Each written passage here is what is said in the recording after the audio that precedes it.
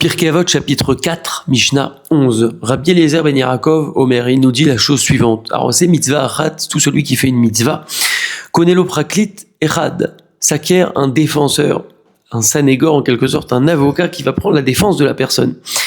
Inversement, vea over avera achat, tout celui qui transgresse, qui fait donc un péché, une avera, alors lui aussi va recevoir quelque chose, mais qu'est-ce qu'il va recevoir? Konelo kategor achat va s'acquérir un accusateur qui va venir demander une punition sur la personne. Ici, la kavana, l'intention du Tana est de venir en fait nous éveiller, nous en tant qu'humains, qu'on ne considère pas les mitzvot, même une petite mitzvah, comme rien du tout, puisque finalement, chaque mitzvah qu'on va faire va créer un ange défenseur. Et inversement, chaque avera qu'on va faire, même si elle peut nous sembler petite, on peut dire oui, mais des fois c'est exagéré, est-ce que c'est vraiment important pour Dieu, etc. Mais oui, chaque avera qu'on va faire va créer inversement, chas v'shalom, un ange accusateur. On a donc plutôt besoin de défenseurs, comme vous le savez, et il faut savoir qu'une mitzvah ne vient pas effacer une avera, mais plutôt non, des comptes seront rendus sur chaque chose, et à chaque fois qu'on fait une mitzvah, on crée un défenseur, à chaque fois qu'on fait une avera, on crée un accusateur.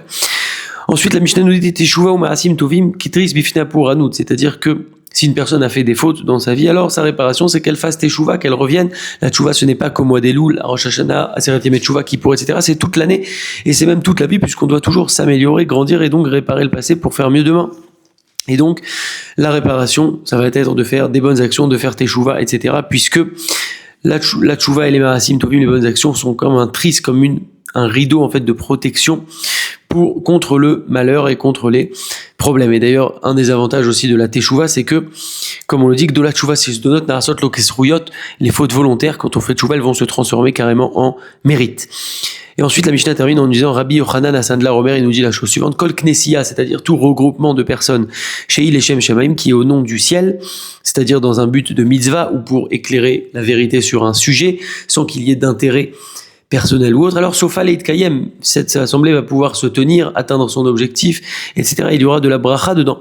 Inversement, Vesheena Leshem Shamaim, tout rassemblement qui n'est pas Leshem Shamaim, c'est-à-dire que chacun se tient sur ses positions pour du kavod, pour de l'honneur, pour une posture, etc. et pas pour le véritable émet. Alors, En Sofa Leit Kayem, c'est-à-dire qu'il n'y aura pas de résultat concret à un tel type de rassemblement. Voici donc ce que nous apprend le Tana. Alors, pour ce qu'on a dit au début, que chaque mitzvah crée un défenseur et chaque avera crée un accusateur, on pourrait croire un petit peu qu'on est dans un dessin animé ou un jeu vidéo. Eh bien, pas du tout, c'est bien une réalité, c'est une réalité. À chaque mitzvah, à chaque avera qu'on fait, eh bien, on a la possibilité de créer soit des défenseurs, soit des accusateurs.